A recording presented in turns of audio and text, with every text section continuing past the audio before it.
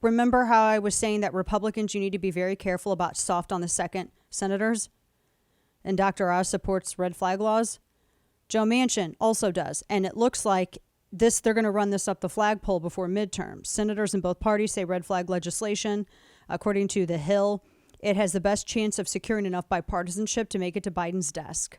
A number of senators are getting on board, and you will have some Republicans that do the same. Just because they have an R after their name does not mean that they understand firearms. Now, remember, the red flag system is just like all of the other options that we currently have available through the courts to adjudicate someone unfit and remove their firearms from them. The difference between the legal methods that we have to adjudicate someone unfit and red flag law is that red flag law enforces the penalty first.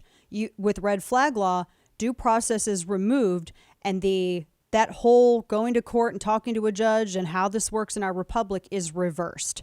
So instead, with a red flag law, you have to prove your innocence to obtain your property and clear your name. That is the difference. I've written 2 books on this. I'm happy to explain the legislation that has been proposed. I'm happy to go through it bit by bit, but that is exactly the difference.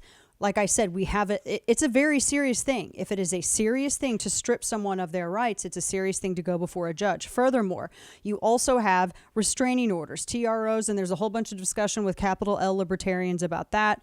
But my point is that there are so many ways, if someone is a danger to themselves or others, to neutralize the threat that they pose, either to themselves or others, without having to remove due process for an entire nation. That is my point. And this red flag law going through the Senate will do just that. And you will have Republicans that support it. And it will pass. I guarantee you. And that's what they're trying to move it towards before midterm. Susan Collins will support it. Joe Manchin will support it. Lindsey Graham will support it. Lindsey Graham actually supported red flag legislation with Senator Richard Blumenthal and Senator Maggie Hassan back in 2018. And you also had Rubio, who worked with Rick Scott, Jack Reed, and Angus King to do their own version. I read both of those in their entirety. I read both proposals front to back. Every single page, every single sentence. Neither are constitutional. I don't care if a Republican wrote them. I'm giving you my honest assessment. So, this is what we're going to be dealing with. And then, of course, the universal background check system.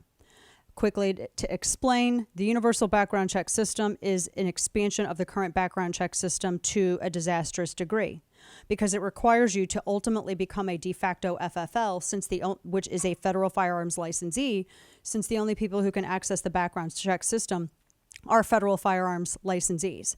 In order to remain, and keep in mind, this is coming out right when the Senate brought out and introduced a bill to make every American to purchase a gun get an FFL. We just talked about this yesterday. Interesting.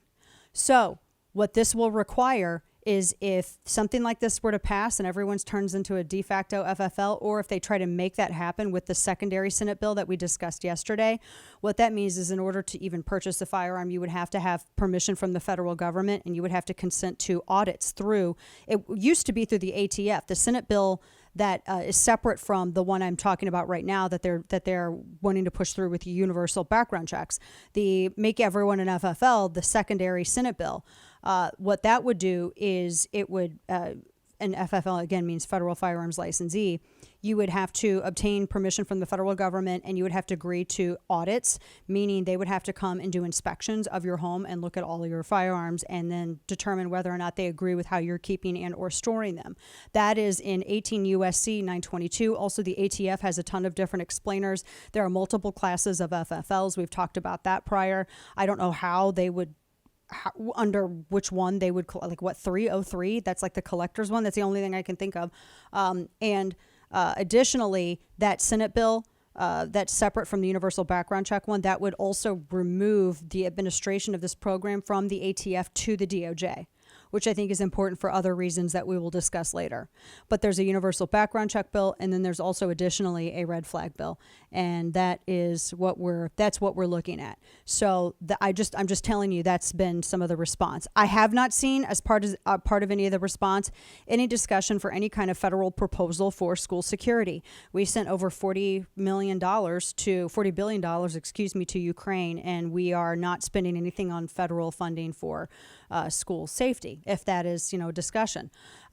And in many states, they have actually spent this on their own. In Texas, for instance, we had school spending that numbered $211 million in 2019, fiscal year 2019 alone. That was what the state legislature had budgeted for school security.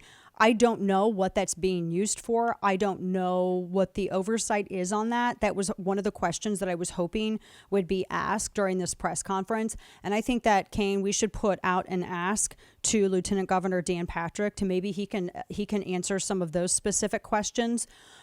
Because Texas also has what they call the Guardian program, and that was specifically designed to help schools, no matter where you are, no matter what your locality is or how much budget you have from property tax, to make sure that you have a security system in place and that you also have people who can get permitted through the Guardian program and they can provide school security. So these are all questions that I would love to see asked.